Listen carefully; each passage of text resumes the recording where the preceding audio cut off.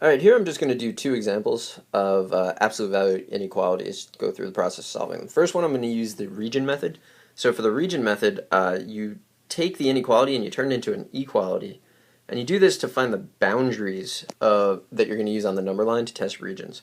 So from the absolute value of 5 minus 4x equals 12, I get two equations. One where the thing on the inside of the absolute value is equal to the thing on the outside. The other equation is where the thing on the inside is the opposite of the thing on the inside, rather, is equal to the thing on the outside. So I have these two equations. I'm going to go through and solve them. So subtract 5, divide by negative 4. That gives me one of them. For the second equation, the first step is to multiply through by a negative to get this, then subtract 5. And I'm going to divide through by negative 4, and since they're both negative, I'm going to cancel that right away to get 17/4. So those are the boundaries that go on my number line. So what I want to do now is I want to test the region. So I need a number to the left, a number in the middle, and a number to the right. I'm going to go with negative 10, 0, and 10. You might choose to go with negative 100, 0, and 100. Actually, the farther you get from the boundaries to the left and the right, the better, because it's just a little more obvious what's going on. But anyway, I'm going to take these and substitute them into the absolute value thing. And then I'm going to look at the relationship that I get to 12, because what I'm looking for is I'm looking for things that are less than or equal to 12.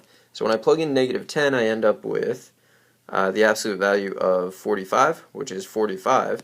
45 is actually greater than 12, so that's not a part of my solution, because I'm looking for things that are less than or equal to 12.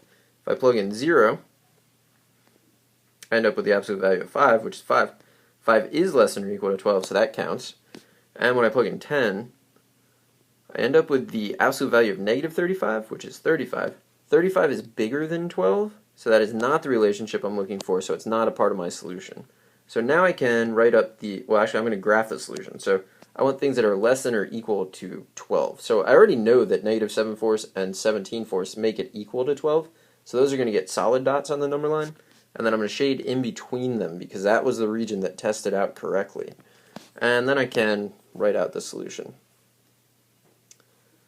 So there you go. That's using the method of testing regions, which a lot of people prefer. It's pretty easy, and it just kind of builds just slightly upon everything that you learned about solving solving equations. So that's probably why you would want to go with that method.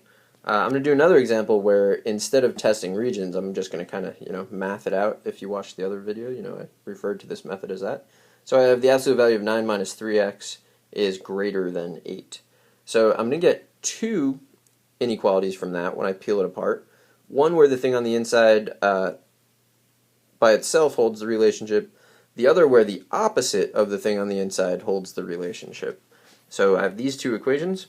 The one on the left, so I've subtracted 9 from both sides. Now I'm going to divide through by a negative 3. So remember, that's going to change the relationship between the things on both sides. So I have to change the sign, or flip the sign. So I end up with just x. Now it's less than negative 1 over negative 3, which is x is less than 1/3. For the second equation, the first step is to multiply through by a negative, which changes the relationship, so I have to flip the sign. So 9 minus 3x is less than negative 8. I'm going to subtract 9.